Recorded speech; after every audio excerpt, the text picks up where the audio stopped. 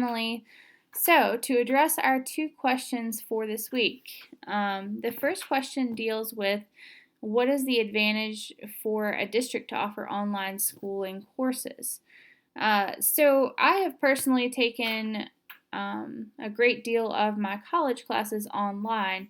Everything I've done here at A&T has been online.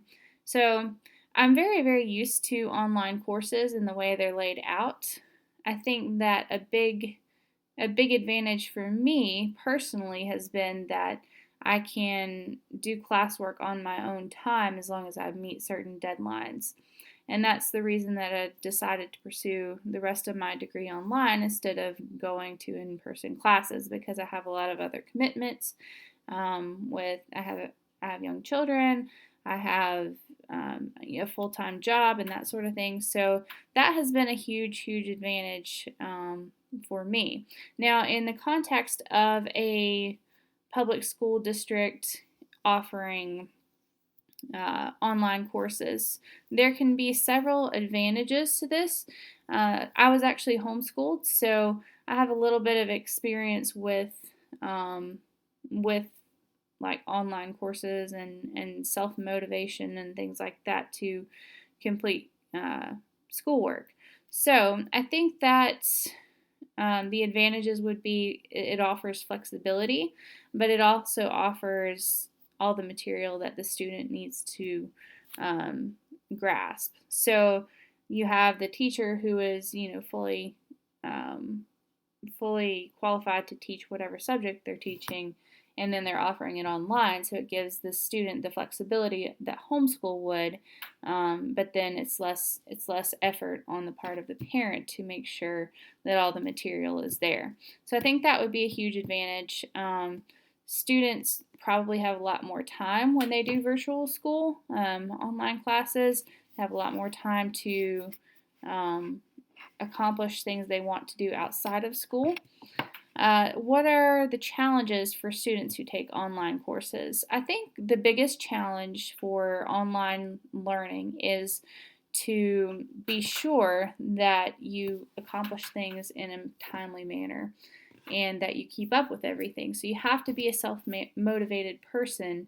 And in the case of a elementary or high school student, you would have to be very motivated and driven to complete your work, as well as have a parent or a guardian who is um, willing to help you with that and make sure that you're getting what you need to done. What are the challenges for teachers who teach online courses? So I haven't ever taught an online course, but I would imagine that the challenge is you don't get to build the relationship with the student as much when you're teaching an online course.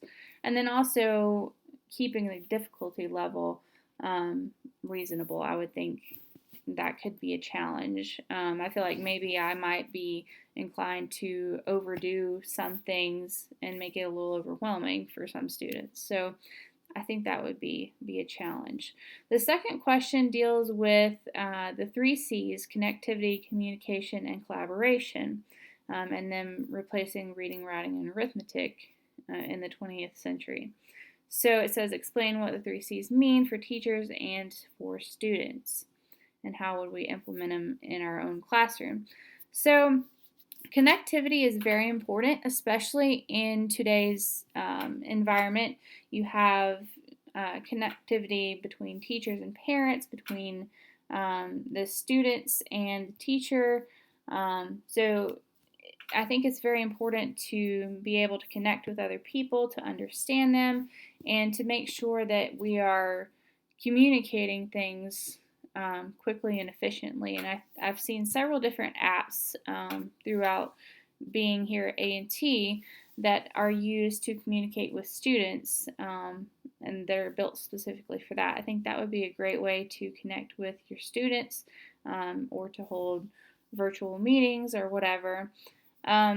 Communication, that kind of ties in with connectivity, but communication I think is really important, because if the students or the parents don't understand what you're expecting from them, it'll make it a lot harder to accomplish everything that you want to accomplish in your classroom. And then collaboration, working together. having the students work with each other, working with each student so that they have what they need to accomplish the class and fulfill the commitments in it. And then how would I implement it, the 3Cs, in my own classroom? I think that it would depend on the age range that I was dealing with. I think that tools like Zoom, like the text message app thing that you can get to work with students, would be great. As far as collaboration, there's a lot of things like with Google Suite that you can use to collaborate on different projects if you are a student or a teacher working with other teachers or parents. And then just collaborating with other people to make sure students have the very best experience possible. So that's about all I've got, and have a great night, guys.